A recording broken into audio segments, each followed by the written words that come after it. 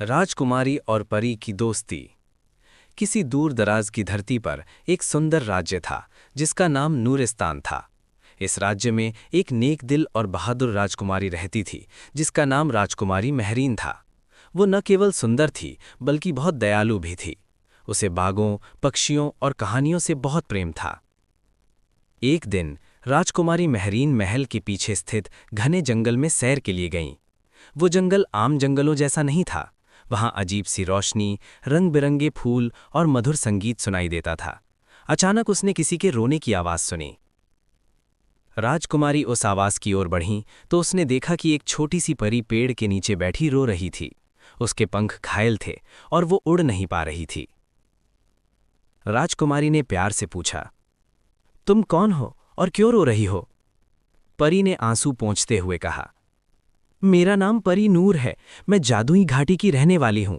मैं एक शिकारी के जाल में फंस गई थी। किसी तरह बच तो गई, लेकिन मेरे पंख घायल हो गए। अब मैं वापस नहीं जा सकती। राजकुमारी महरीन को बहुत दुख हुआ।